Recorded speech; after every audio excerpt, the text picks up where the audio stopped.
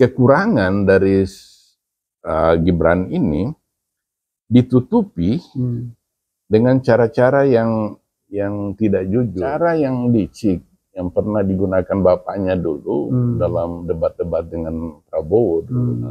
Mahfud dan Muhaimin sebagai intelektual itu mereka nggak akan meniru cara-cara licik, kan bisa memunculkan prasangka kan. Iya, kan buat apa ada gunanya panelis kan?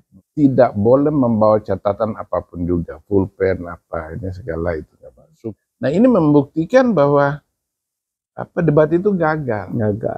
Iya, itu menunjukkan bahwa asli itu asli Prabowo itu seorang otoriter. Dia jadi pusat pembicaraan gitu. Meskipun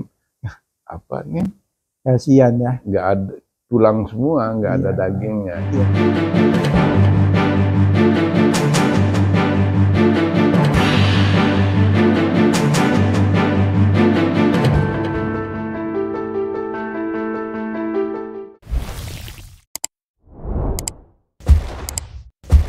Bismillahirrahmanirrahim. Assalamualaikum warahmatullahi wabarakatuh. Waalaikumsalam warahmatullahi wabarakatuh. Ahlan wa sahlan, jumpa lagi dengan Habib Smith Al-Haddar. Ini salah satu tokoh senior ya, pakar hukum baik nasional maupun internasional, pakar politik dan sosial. Wah, ini lengkap ya. Beliau ini adalah salah satu penulis yang sangat aktif ya, baik di media cetak maupun media mainstream ya. Beliau selalu tampil ya. Jadi banyak sekali hal-hal yang perlu kita gali tentang kualitas ya, kualitas daripada bangsa kita ini ya. Nah, menjelang Pilpres ini banyak sekali hal-hal yang perlu kita gali ya. Kita sebagai proses pencerahan ya. Karena pemilu ini adalah pintu masuk ya. Pintu masuk suksesi bagaimana KPU itu menampilkan calon-calon ya, calon-calon yang memang betul-betul berbobot ya, karena seperti banyak orang tahu masyarakat Indonesia ini kan masyarakat yang cerdas ya, banyak sekali profesor, doktor, sarjana, itu luar biasa, sehingga tontonan di Pilpres ini, di perdebatan ini itu harus yang berkualitas. Betul. Nah, bagaimana tonton yang berkualitas itu tergantung lagi kepada KPU. Ya. Nah, jadi kita bahas tentang hasil perdebatan yang beberapa hari lalu antara tamatan SMK, ya, tamatan sarjana dan profesor doktor. Nah, ini ada tiga tingkatan. Tiga tingkatan yang duduk di satu forum perdebatan. Lo antum gimana nih? Coba kita bahas. Iya, pertama-tama saya harus katakan bahwa saya kecewa dengan format debat yang berlangsung kemarin itu antara para cawapres itu, terutama karena ada capres yang main akal-akalan. Cawapresnya akal-akalan. Ini sebenarnya menunjukkan bahwa ketidakmampuan dia dalam mengartikulasi gagasan besar, lalu ditutupi dengan cara penggunaan akronim-akronim yang tidak umum, yang tujuannya bukan untuk mencari argumentasi dari lawan, tetapi untuk mempermalukan lawan. Bukan untuk berdebat jadi ya? Bukan untuk berdebat, karena paslon ini kita sebut aja itu Gibran Raka Buming Raka, itu bukan kompetitornya secara intelektual, bukan kompetitornya Profesor Mahfud MD, dan seorang master yang kita ketahui juga mantan aktivis dan politisi hebat, yaitu Muhaimin Iskandar. Nah, kekurangan dari Gibran ini ditutupi dengan cara-cara yang tidak jujur, cara-cara yang menipu publik gitu. contoh salah satunya, dia mengajukan pertanyaan kepada Cak Imin, paslon cawapres nomor 1, dengan akronim yaitu SGIE. Ini istilah akronim bahasa Inggris. Dan umpamanya saja dia menyatakan itu dengan bahasa Inggris, ya harusnya dia menyebut SGIE yang sebenarnya. Iya, karena itu kan berarti State of the Global Islamic Economy. Nah, tapi dia menyebutnya dengan bahasa Inggris dengan bunyi bahasa Indonesia, sehingga membingungkan cawapres Muhammad Iskandar nomor 1 ini. Nah, ini sebenarnya cara yang licik yang pernah digunakan bapaknya dulu dalam debat-debat dengan Prabowo dulu. Sebenarnya karena publik ingin tahu mengenai apa yang ditanyakan Gibran itu, maka dia seharusnya menyatakannya dalam bahasa Indonesia itu mudah. Sebenarnya kalau kita terjemahkan secara bebas dari kata itu State of the Global Islamic Economy, itu sebenarnya dia harus tanyakan begini, bagaimana penilaian Bapak mengenai tingkat peringkat Indonesia di tingkat global terkait ekonomi syariah. Itu yang harus ditanyakan. Gitu. Nah, dia sengaja menggunakan akronim itu yang membingungkan Muhammad Iskandar, karena memang tujuannya dia bukan meminta penjelasan dari atau minta argumen dari Cak Imin, tapi dia mempermalukan itu. Dan motifnya selain itu adalah kita tahu bahwa pemilih Indonesia itu 80% itu tingkat pendidikannya tingkat pendidikan rendah. Nah, sehingga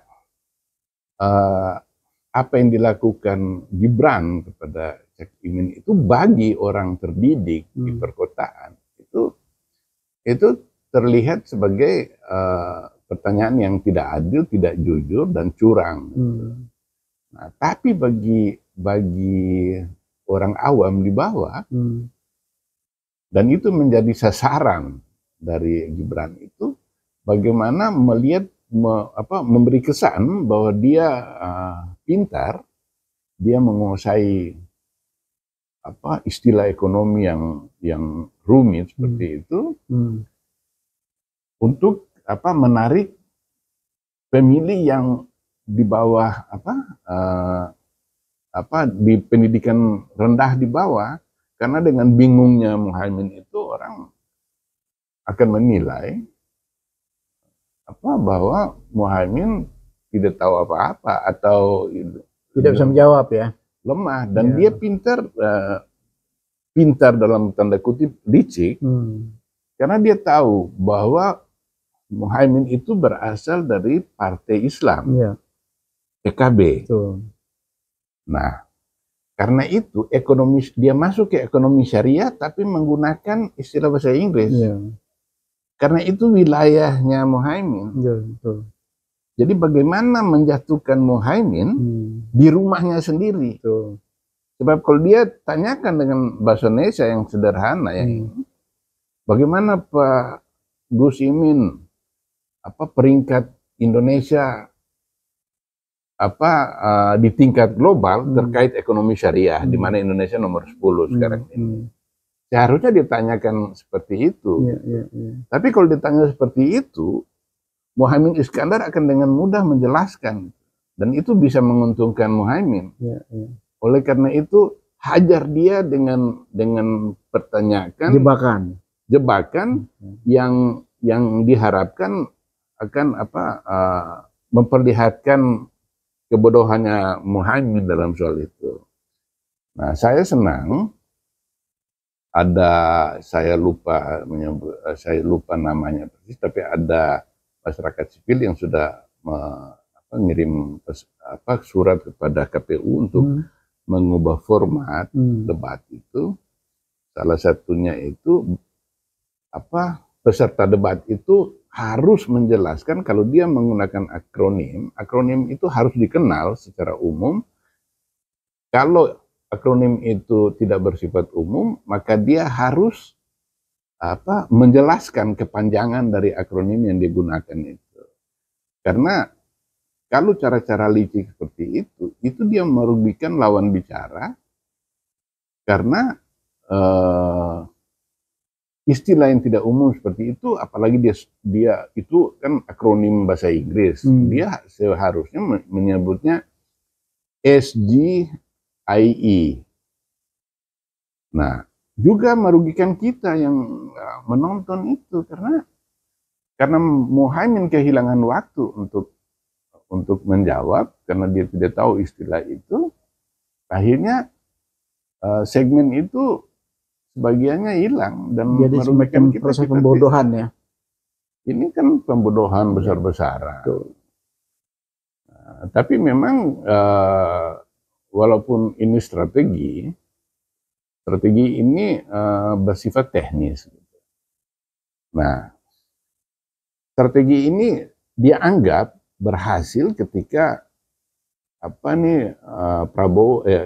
Jokowi menggunakan itu dalam debat dengan Prabowo dulu. Misalnya dia pernah tanyakan waktu itu, apa itu SPID? Prabowo hanya bertanya, apa itu? Hanya itu kan maksudnya dia kan tim pengendali inflasi daerah. Saya kira itu kan bukan istilah yang umum. Jangankan kita orang awam, mungkin ekonom pun bingung karena itu bukan istilah yang sangat umum. Unicorn ya, tambah lagi ya. Unicorn itu. Unicorn itu kan startup atau ekonomi digital. Tapi tujuan Jokowi pada waktu itu yang ditiru Gibran saat ini itu bukan bagaimana meminta lawannya itu memberi argumentasi yang masuk akal dan mencerminkan kedalaman pengetahuan di bidang itu. Bukan itu tujuannya dia. Tapi tujuannya itu supaya kelihatan pintar di podium, menutupi sebenarnya kemampuan intelektualnya dia, lalu membuat lawan kelabakan. Tapi ini kan kalau kita sebagai masyarakat ya, yang penonton tadi jutaan orang ya, baik nasional maupun internasional, kan merasa dikecewakan ya. Betul. Ya, karena tontonan ini yang tidak menarik kan. Nah, jadi ini kesalahan fatal dari KPU juga. Seharusnya KPU memberikan batasan-batasan ya. Iya. Karena ini kan perdebatan nggak main-main loh. Nggak main-main. Perdebatan level high, level tinggi, tingkat tinggi kan. Tingkat tinggi. Presiden dan wakil presiden gitu. Nah, dunia coba bayangkan aja misalnya Mahfud MD maupun Muhaimin Iskandar juga menggunakan akronim. Akronim ini jumlahnya jutaan. Akronim bahasa Indonesia, bahasa apa itu jumlahnya jutaan. Kalau misalnya Mahfud MD dan Muhaimin juga menggunakan akronim untuk menjebak lawan, itu pemirsanya ini hanya disuguhi tebak-tebakan akronim. Tebak-tebak manggis ya. Hanya tidak bermutu kan. Buang duit begitu banyak untuk acara ini dan orang menghabiskan waktu di depan TV berjam-jam untuk itu ternyata cuma ditampilkan teka-teki silang TTS itu dengan main akronim.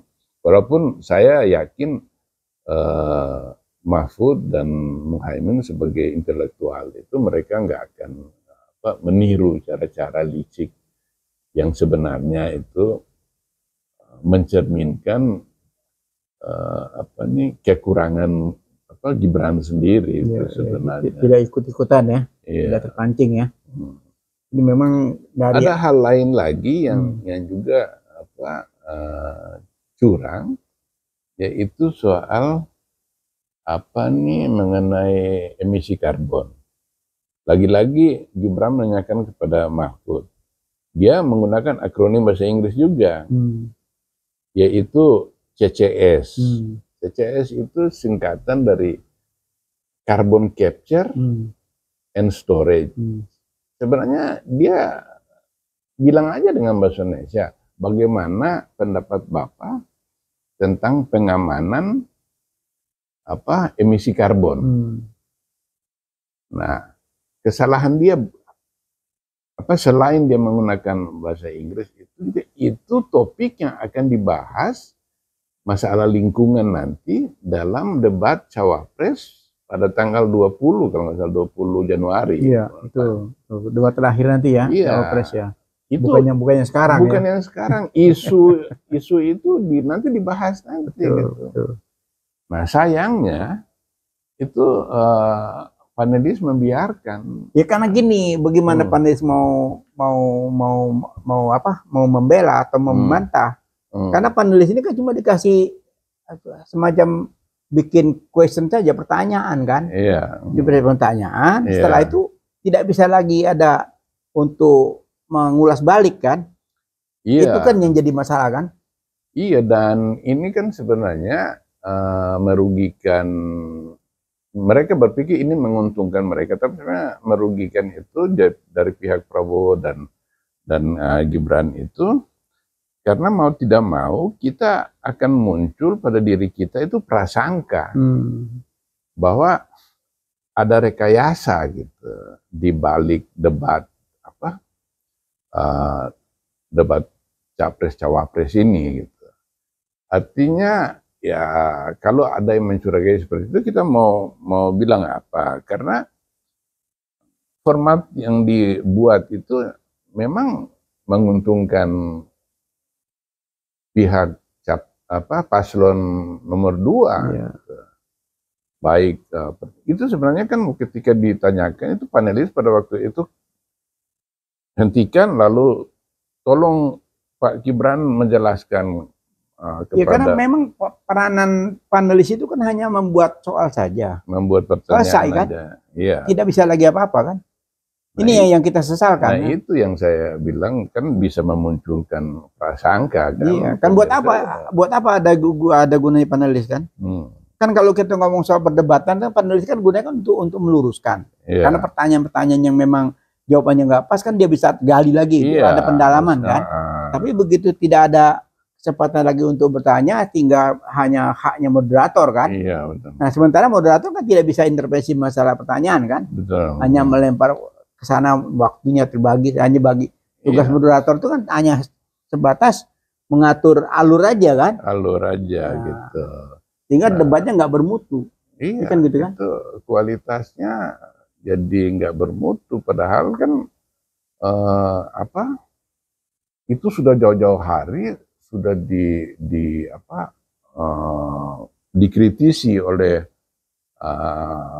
para pakar di berbagai bidang mengenai format debat itu, bahwa format debat itu tidak ideal gitu karena keterbatasan dari para panelis itu. Sehingga lubang-lubang ini, celah-celah ini itu dimanfaatkan oleh peserta debat itu dengan cara-cara yang curang, cara-cara yang licik gitu.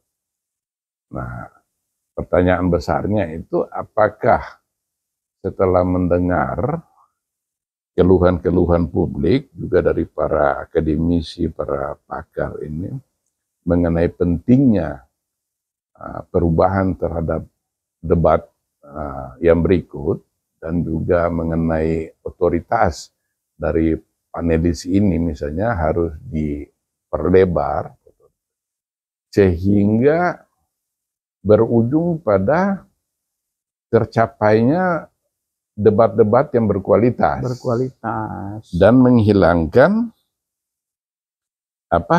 cara-cara licik yang tidak jujur dengan tujuannya semata-mata untuk kepentingan pribadi, meskipun hal itu merugikan rakyat banyak. Saya waktu debat itu saya ngobrol dengan orang-orang kecil di bawah. Itu karena mereka tidak paham mengenai apa sebenarnya yang ditampilkan si Gibran itu, mereka menilai bahwa Muhaimin dan Mahfud itu kedodoran. Betul. Kalau lihat gayanya, memang kalau orang bacaan dari luarannya lihat perdebatan itu antara 1, 2, dan 3 itu, 2 ini kan lincah dia. Yeah. Oh, ada gagahnya dengan percaya dirinya kan. Dia keluar dari podium kan. Orang bertanya dia udah pegang mic lagi nih, udah siap apa. Jadi memang kelihatan capture-nya tuh dia hebat gitu. Iya, nah, memang itu kan tujuannya. Jadi bukan substansi yang ingin disampaikan oleh Gibran untuk menunjukkan kualitas dia, tetapi bagaimana citranya dia, bagaimana dia dipersepsi oleh kalangan bawah gitu. Karena kalau kalangan atas itu akan dengan mudah melihat kualitasnya dia. Tapi dia tahu dari awal bahwa dia tidak mungkin mengharapkan dukungan dari orang-orang berpendidikan di perkotaan gitu.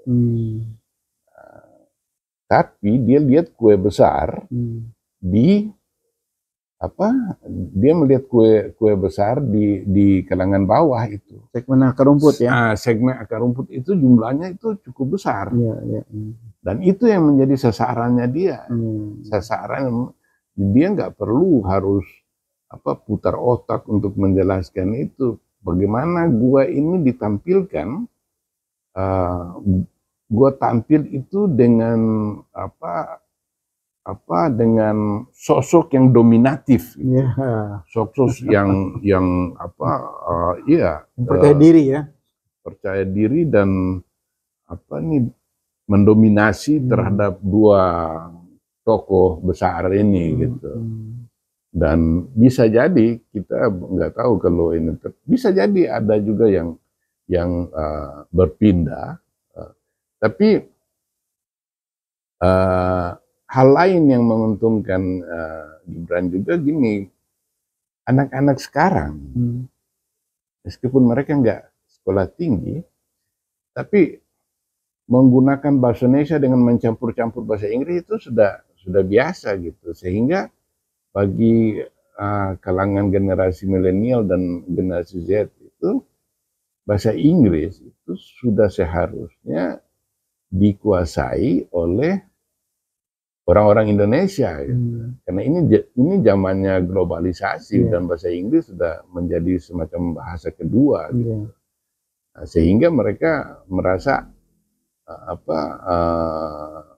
Mahfud dan Muhaimin itu dikalahkan oleh ini karena ketidakmampuan mereka menguasai istilah-istilah bahasa Inggris itu. Ini kan bentuknya bentuk penipuan, tapi itulah realitas yang dibaca oleh kubu Gibran, para konsultan politiknya itu, yang mengarahkan dia.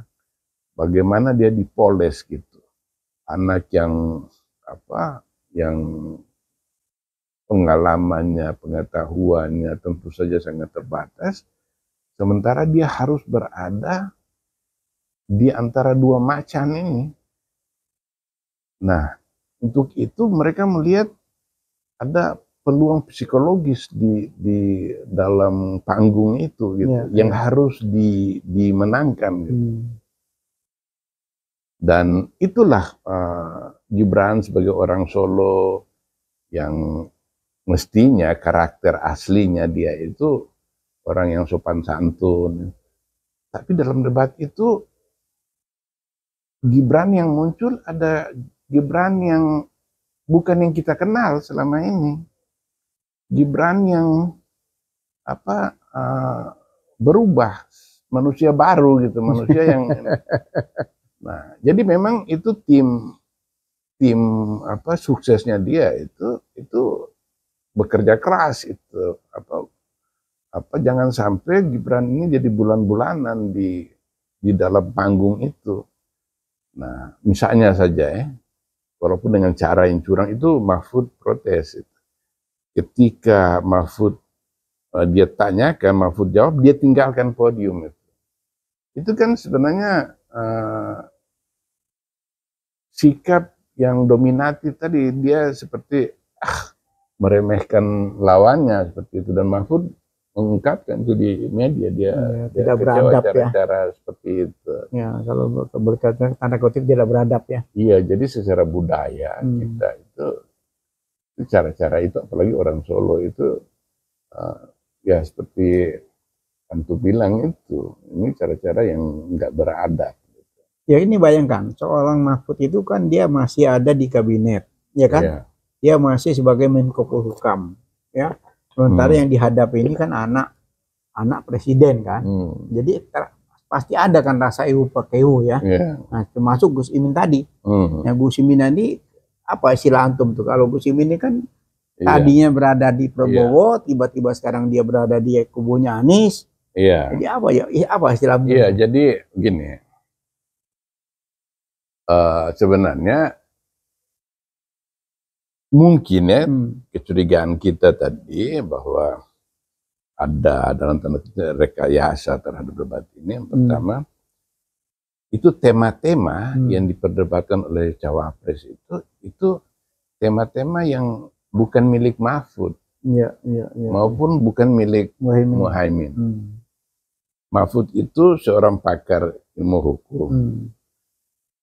Muhaimin ini sarjana politik. Nah, Gibran walaupun dengan pengetahuan yang terbatas, dia adalah satu pengusaha, dia pernah.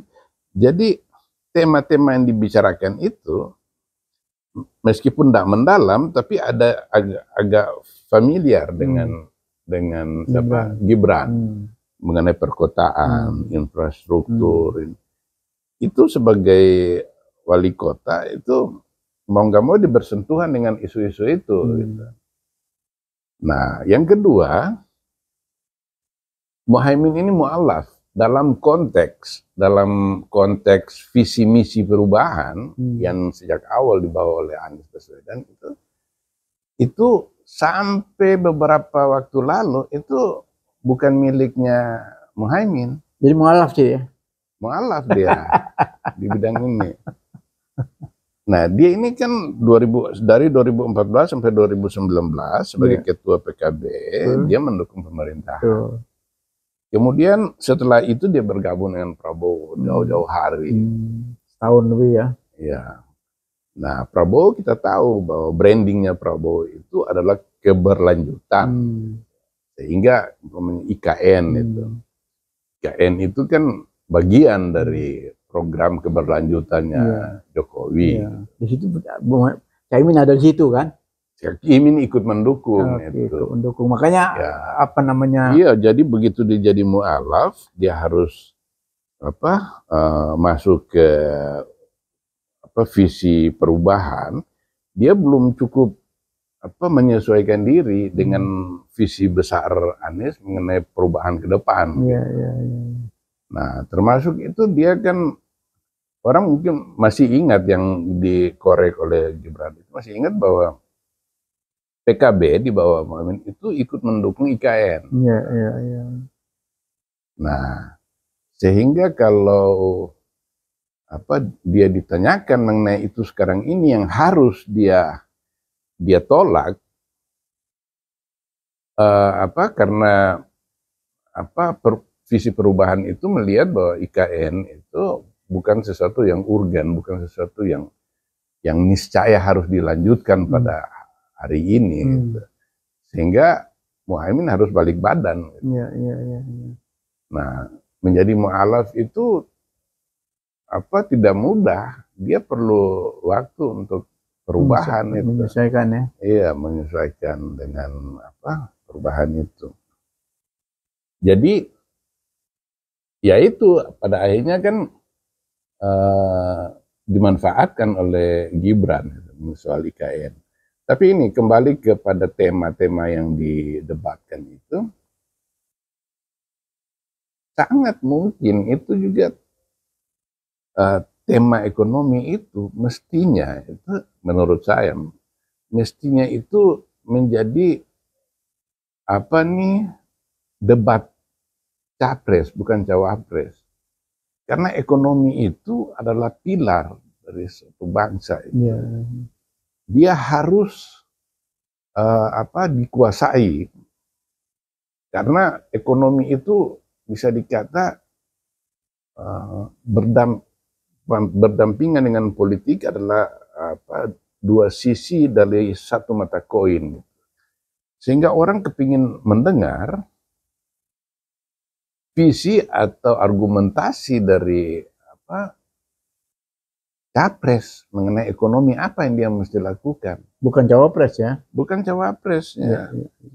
Nah, tapi itu tadi saya bilang ini belum tentu benar. Tapi orang bisa aja menduga tema ini sengaja dibuat untuk debat cawapres karena ini tema yang bukan milik Muhaimin, bukan milik Mahfud. Tapi cukup familiar dengan... Jadi bisa dikatakan tanda kutip prakondisi ya? Iya, tapi cukup familiar dengan... perdebatan yang prakondisi sehingga hasilnya kayak begini ya? Iya, ekonomi itu kalau dimanapun saya tahu di dunia ini, itu orang yang paling ingin dengar itu ekonomi. Apa yang mau dibikin di program dari... Tapi kok isu yang vital itu kok diberikan kepada debat cawapres. Tapi kalau kita lihat dari hasil perdebatannya itu masalah ekonomi tidak banyak dibahas kan, hanya kulitnya aja. Iya, kan? Kulitnya aja. Itu. Mana apa yang mendalam kan nggak ada kan? Nggak ada, betul. Karena nggak nyambung ya, perdebatannya nggak nyambung gitu loh. Jadi mungkin itu gini, kalau itu di tema itu diberikan kepada debat capres, nah itu makanannya Anies. Itu makanannya Anies. Dan Ganjar walaupun dia bukan sarjana ekonomi, tapi dia 10 tahun menjadi gubernur Jawa Tengah.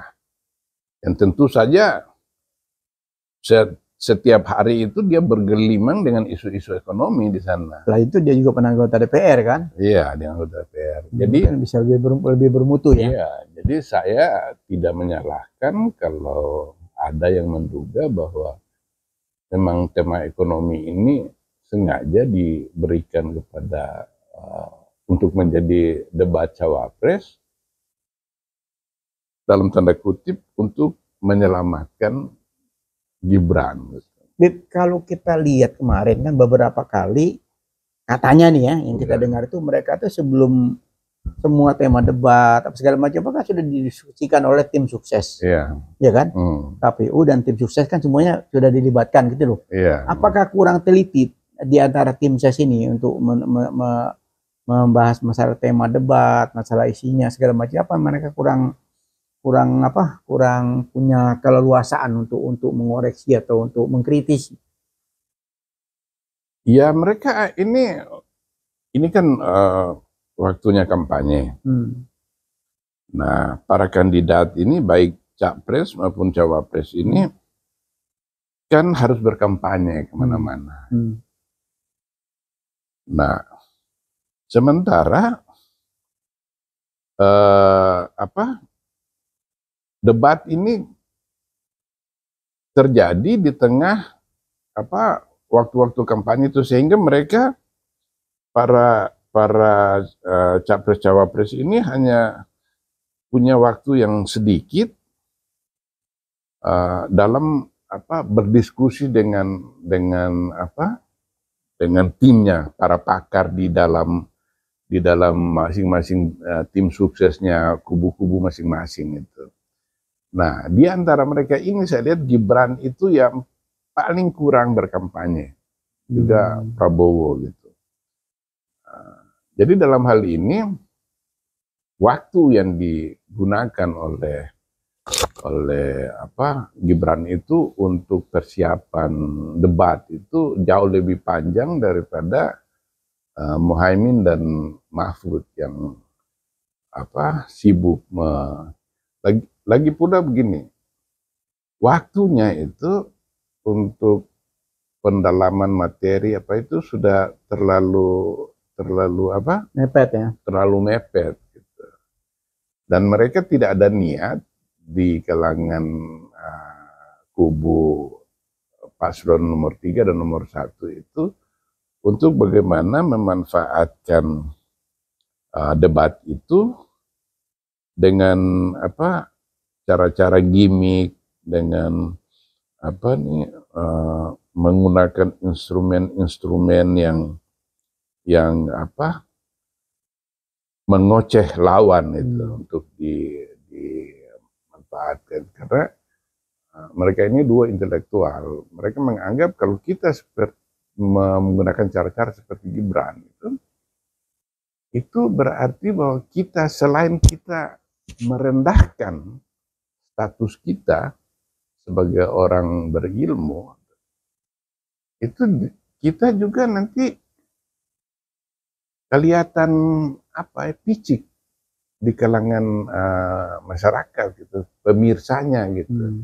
Ternyata ini cawapresnya kita kok seperti ini gitu, bisa mereka mampu membawa bangsa ini ke masa depan yang lebih baik.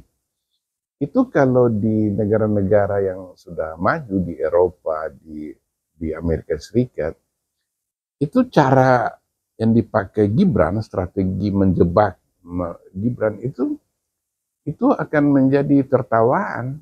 Nah, menurut antum nih perdebatan kemarin antara 1, 2, dan 3 tuh skornya seperti apa? Karena saya nggak nonton ya, saya sebenarnya lihat dari video-video ini. Tapi dari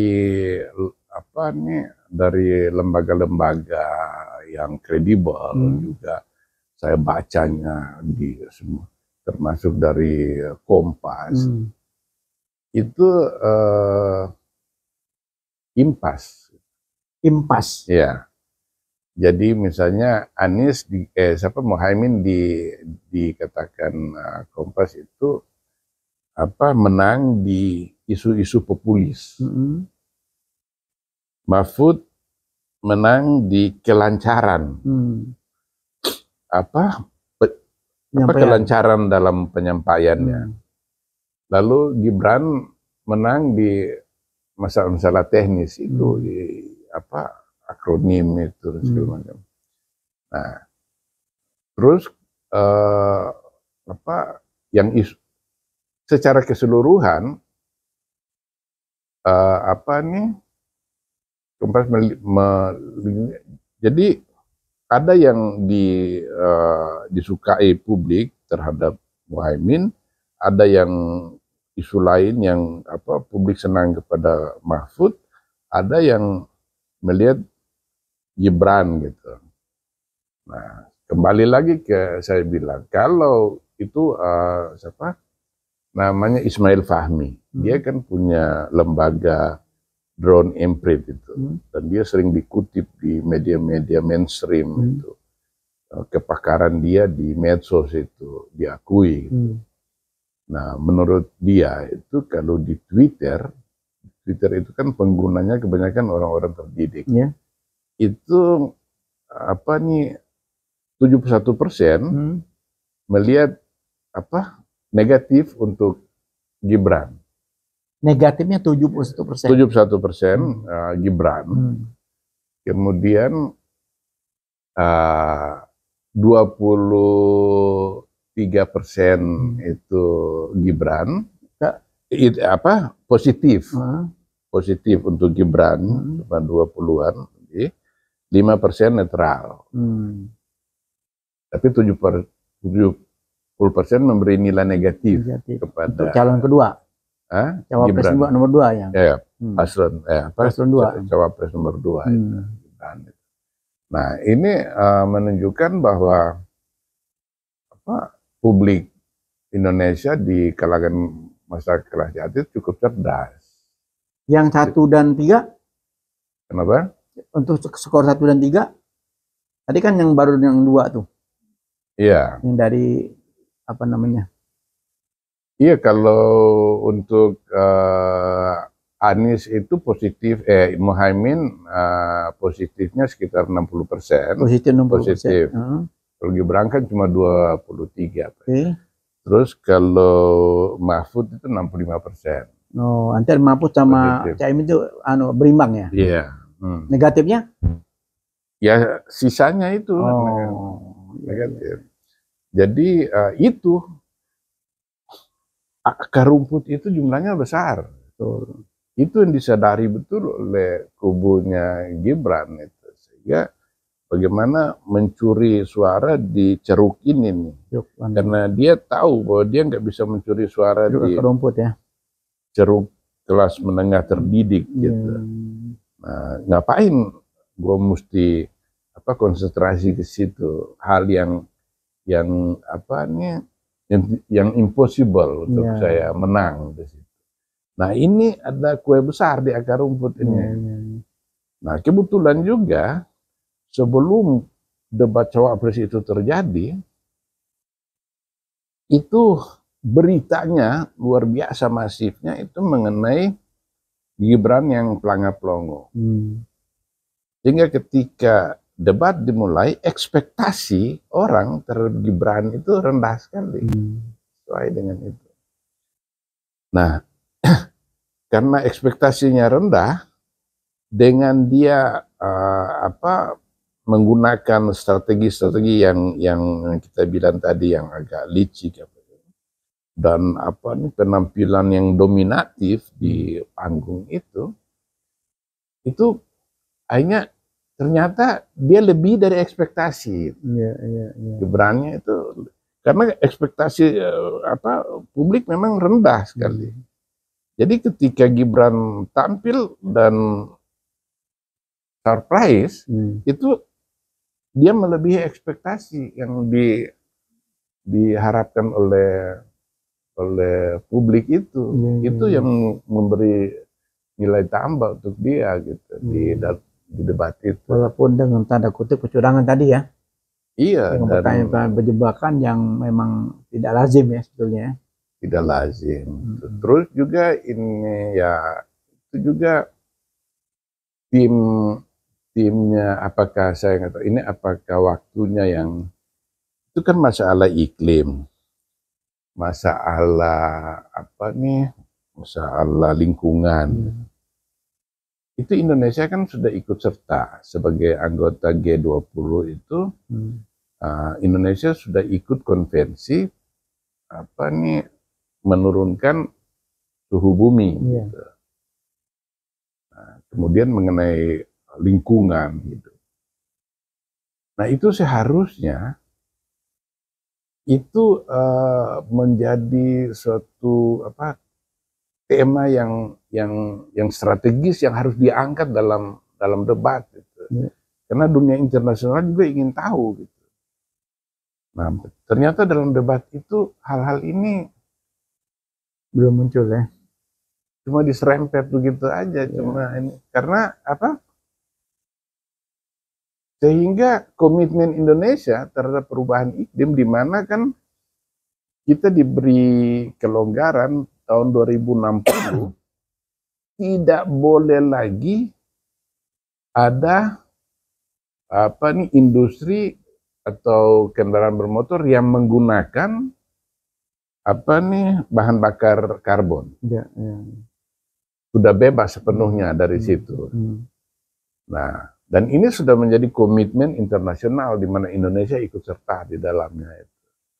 Tapi dalam debat itu kok hal ini tidak muncul atau tidak ditekankan itu. Sehingga bisa dunia internasional mempertanyakan apakah Indonesia sungguh-sungguh mau meninggalkan energi karbon ini yang menimbulkan kerusakan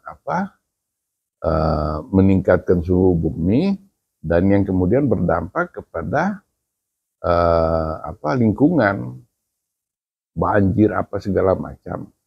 Nah, sementara capres cawapres ini kok enggak dalam debat itu kok enggak disinggung gitu. Nah, ini masalah internasional dan masalah yang sangat serius menyangkut masa depan kehidupan umat manusia di planet ini. Jadi kalau kembali lagi kita ke penyelenggara debat ini kan sudah jelas-jelas dari awal kan banyak perdebatan ya.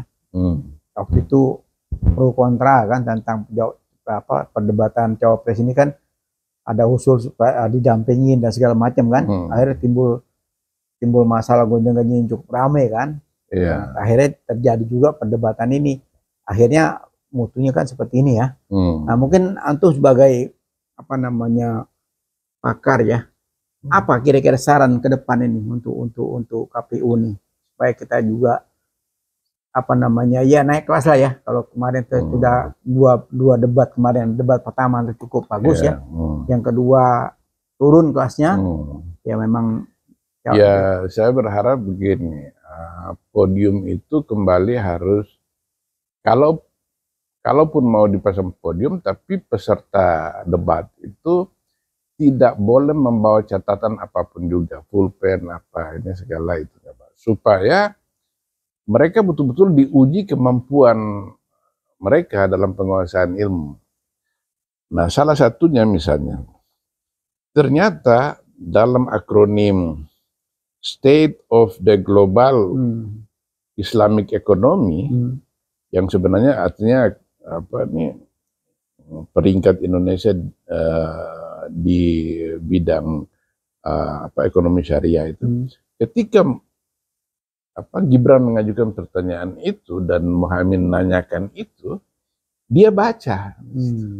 Jadi sebenarnya dia juga tidak tahu mengenai itu.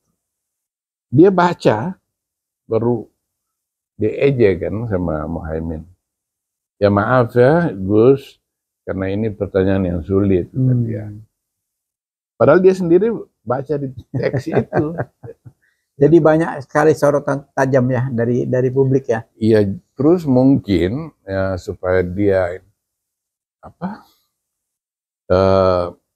isu yang diangkat lebih selektif, tidak usah terlalu banyak temanya, sehingga memberi waktu yang cukup banyak untuk isu-isu yang memang sangat strategis dan penting bagi bangsa ini gitu.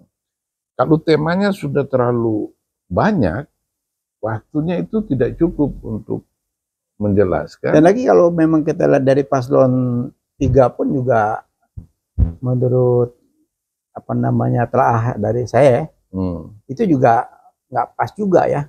Jadi pada saat pernyataan yang terakhir, statement terakhir itu ya kostumnya diganti, udah ganti kostum, habis itu dia juga membaca. Jadi bukan menyampaikan apa yang ada di kepala, membaca juga 1, 2, 3, 4 terus sampai dan seterusnya gitu loh. Jadi kualitas debat itu seorang profesor, ya pakar hukum, ya juga membaca gitu loh. Nah ini yang jadi lagi kalau kita lihat, wah ini kualitas perdebatan kedua ini ya patut dipertanyakan gitu loh. Sudah banyak pertanyaan jebakan, sampai seorang profesor pun, ahli hukum pun, mantan ketua MK dan sekarang Menko Polhukam juga di ujung acara dia juga membaca gitu loh. Nah ini yang dan ternyata yang menguntungkan itu ya justru orang yang punya pengetahuan yang paling lemah di antara 3 paslon itu yang jadi pembicaraan masyarakat, baik sisi negatif maupun positif, itu Gibran. Jadi dia menjadi figur sentral di dalam perdebatan itu. Yang kita sayangkan ya. Nah, persepsinya bervariasi. Ya. Ada yang tadinya ini meremehkan Gibran, orang-orang yang dibawa itu tiba-tiba sekarang ini, ternyata dia bisa juga. Nah, lalu yang sudah punya ekspektasi yang rendah memang kemudian terbukti memang Gibran memang punya kemampuan terbatas seperti itu. Tetapi yang jadi pembicaraan bahwa itu ternyata bukan Muhaimin dan Mahfud. Nah ini membuktikan bahwa debat itu gagal. Karena apa? Orang lupa semua apa yang Mahfud katakan waktu itu dan apa yang Imin katakan. Tidak ada isinya ya, nggak ada dagingnya ya. Nggak ada, ya, nggak ada dagingnya. Gibran pun nggak ada dagingnya. Iya, yang ada hanya show ya, pertunjukan. Ada lagi yang menarik nih. Jadi dalam perdebatan itu, tapi tidak ditayangkan langsung. Terakhir baru muncul ada suatu pertunjukan yang juga menurut saya memprihatinkan ya. Apa itu? Seorang menteri, seorang menteri pertahanan, dia memanggil salah satu menteri juga, sampai dia menarik bajunya, itu juga menjadi tontonan yang memprihatinkan ya. Iya, itu jadi, apa yang antum tuh? Jadi itu semakin memperkuat dugaan publik bahwa Prabowo itu memang seorang otoritarian, seorang yang otoriter. Nah sebelumnya juga ini kemarin muncul lagi itu video itu saya lihat mengenai Prabowo cekik Wakil Menteri Pertanian menjelang rapat kabinet. Itu Prabowo kesal katanya. Prabowo kan dibebankan oleh Jokowi untuk membangun food estate itu, lumbung pangan. Lalu Kementerian Pertanian ini tidak membantu menurut dia. Padahal mereka kan ini kan beririsan dengan Kementerian Pertanian itu. Jadi Prabowo kesal itu, dia gampar dan cekik. Ini Prabowo sudah, orang-orang Prabowo sudah bantah bahwa itu berita bohong. Tapi ini video ini muncul lagi, dan kalau memang itu nggak benar, ini jelas pencemaran nama baik. Seharusnya melaporkan gitu. Jokowi, Prabowo-nya dilaporkan. Gitu. Nah, dengan adanya insiden yang sebenarnya bukan bagian dari debat itu, tetapi perangai tindakan Prabowo itu dia menarik jasnya sampai orang Bahlil Lahadalia itu kemudian rekam jejak Prabowo di masa lalu itu memperkuat kasus ya. Itu saya lihat betul itu sampai Bahlil hampir tunduk itu, dia tarik gitu. Dan yang menunjukkan bahwa Prabowo meremehkan menteri ini. Ini seorang menteri loh. Bahlil Lahadalia. Jadi publik ya. Sorotan publik, tayangan langsung kan, itu kan luar biasa kan. Iya, itu menunjukkan bahwa asli itu asli Prabowo itu seorang otoriter. Gitu. Dia merasa dirinya sangat berkuasa. Timbul pertanyaan, apakah patut seorang seperti ini, itu kita pilih sebagai jadi presiden kan gitu. Iya itu. Nah itu kan sebenarnya dengan menjadi dengan tindakan Prabowo menarik dengan kasar jasnya seorang menteri Bahlil Lahadalia itu sebenarnya hanya menguatkan tuduhan-tuduhan orang sebelumnya bahwa Prabowo itu otoriter dan dia tidak begitu menghargai HAM, hukum dan segala macam. Seperti yang juga dia bilang untuk Anies itu ndasmu etik.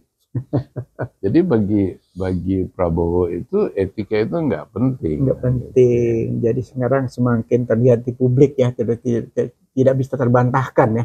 Iya. Tidak bisa terbantahkan perilaku yang lagi disorot ya. Iya. Walaupun gimana pun juga calon presiden, calon pemimpin rakyat sebanyak 270 juta rakyat ini kan jadi sorotan publik ya. Iya. Apapun perilakunya, apapun perilaku itu sangat penting itu. Lihat ya, misalnya kita lihat waktu itu debat si Joe Biden Amerika Serikat saat ini dengan Trump. Waktu itu ketika Trump mengajukan pertanyaan, Biden itu dia menggaruk kepala. Itu dimarahi oleh kubunya Joe Biden. Itu sudah dianggap kesalahan. Karena mencerminkan bahwa dia nggak tahu. Ketika ditanya dia, padahal cuman begitu. Jadi rakyat Indonesia pun cukup cerdas. Nggak perlu dengan lu merekayasa pertanyaan untuk menjebak lawan, itu nggak perlu. Lu ajukan pertanyaan yang wajar. Nah, caranya lawan menjawab dengan body language atau dengan gestur tubuh, itu publik itu sudah akan tahu, bisa menilai ya. Ekspresi wajahnya. Dan orang Indonesia itu cerdas. Mereka bisa menilai itu dengan gerak tubuhnya. Ya mungkin ke depan kita berharap ya bahwa KPU ya, KPU meninjau kembali ya. Iya. Ya karena terutama peranan daripada panelis tadi ya. Yang itu kritik-kritik dari berbagai lembaga, para akademisi yang meminta supaya ada perubahan ini agar dikabulkan. Ya, artinya panelis juga mestinya kan kalau memang ini sudah kan mereka tuh kan punya gelar, punya jabatan akademisi yang luar biasa. Diharapkan pertanyaan-pertanyaannya itu bisa berbobot dan ada ada timbal balik dari hasil perdebatan itu kan. Nah, mungkin ke depan kalau memang seperti model-model saat ini, buat apa ada panelis? Betul. Ya kan, jadi kita sarankan juga buat panelis-panelis kalau memang sekedar bikin pertanyaannya, ya nggak ada gunanya, buat apa kan? Betul. Jadi ini format itu harus tadi saya bilang tadi itu otoritas panelis sebagai pengendali dari debat itu harus diperluas atau diberi tambahan otoritas itu sehingga dia bisa mentiup fluid itu kalau ada pelanggaran gitu. Ya makanya jangan semua dikooptasi oleh KPU kan. Ini seakan-akan semua dikooptasi oleh KPU sehingga pertanyaan-pertanyaan dari panelis yang cukup bagus, tapi begitu tidak ada kesempatan untuk tampil, kan cuma moderator kan sama juga nggak ada gunanya kan. Iya, seperti isu itu yang mengenai ekonomi syariah itu akhirnya kan menguap. Cak Imin tidak bisa menjawab. Seharusnya ketika Gibran melakukan itu langsung di-print gitu. Tolong Anda menjelaskan apa yang Anda maksudkan. Karena kembali tadi karena sudah sistem yang salah. Mekanisme yang sudah macam-macam ada batasan-batasan, sehingga ya memang kalau Luten ini sudah prakondisi ya, prakondisi sehingga perdebatan ini tidak menarik jadi gitu loh. Betul. Tidak menarik dan tidak mendidik kan? Iya, jadi ruang debat itu dikondisikan demikian rupa supaya Gibran nampak dominatif di dalam perdebatan itu dan dia jadi viral gitu, dia jadi pusat pembicaraan gitu, meskipun kasihan ya, nggak ada tulang semua, nggak ada dagingnya. Iya nggak apa-apa, ini buat bangsa Indonesia, buat Indonesia inilah tontonan yang sebetulnya tidak menarik ya, tapi dengan ini ya rakyat sudah cerdas ya, sehingga apapun hasil perdebatan ini ya terlihat semua sebetulnya ya, mana yang daging, mana yang tulang kan. Betul. Nah kembali lagi kepada rakyat ya, tapi kita juga berharap yang hal-hal seperti ini ya sudah jangan dilanjutkan ya. Betul. Nah, harus ada perbaikan secara serius. Malu ya kita sebagai apa namanya sebagai intelektual itu malu ya lihat satu perdebatan yang ditonton oleh dunia kelasnya seperti ini gitu loh. Nah, jadi dalam kesempatan yang baik ini kita mengharapkan agar KPU dengan kejadian kemarin itu mawas diri ya, jangan pede gitu loh. Iya, melakukan koreksi lah. Iya, harus koreksi secara mendalam karena ini menjadi sorotan bukan hanya kita sebagai rakyat Indonesia, sebagai publik, dunia pun memperhatikan ya. Nah, bagaimana kita mau bergaul di tingkat internasional di dunia sementara perdebatan cawapres ya terutama mutunya seperti ini. Iya, karena ini banyak sekali wartawan-wartawan dari media-media di seluruh dunia itu ada di Jakarta. Iya, itu yang mereka menyorot. Jadi berikanlah pendidikan atau tontonan-tontonan yang menarik bahwa bangsa kita ini bangsa yang maju, bangsa yang cerdas ya. Jangan demi seseorang atau tanda kutip ada pesanan-pesanan sehingga dikondisikan seperti ini sehingga merugikan rakyat secara keseluruhan ya. Ya. Baiklah bisik-bisik politik kenegaraan dengan Habib Smith ini tentang debat ya. Jadi kita ikut berdebat juga ini. Iya. Iya, betul. Kita berdebat bagaimana ini hasil perdebatan yang ya sangat memprihatinkan ya. Mengecewakan. Semoga debat ketiga, keempat dan kelima nanti semua harus daging semua. Daging semua. Jangan lagi ada tulang-tulang di sini. Aduh ya Allah ya Rabbi, bangsa ini kan pengen maju tapi kok susah banget ya. Di satu sisi rakyat berharap dengan pemilu ini, di sisi lain masih macam ada skenario yang dikondisikan ya. Ya sudahilah Beb ya. Kalau memang ada kelemahan atau mutu daripada perdebatan ini banyak dikritik sana sini, ya Mbok sebagai penyelenggara pemilu ini dengar dan koreksi lah. Dengar dan koreksi karena bangsa ini bangsa cerdas, jadi semua juga harus cerdas ya. Iya. Sayang kecerdasan bangsa ini dirusak oleh segelintir orang ya. Iya. Sehingga hasilnya tidak maksimal ya. Betul. Kita akhiri dengan wabillahi taufik wal hidayah. Wassalamualaikum warahmatullahi wabarakatuh. Ikuti terus His dan Pers Channel yang memang kita selalu mengkritisi perilaku elit-elit politik ya, terutama menjelang pilpres ini. Ya, betul. Sehingga bangsa ini semakin hari semakin cerdas ya. Ya. Makasih Beb. Terima kasih banyak.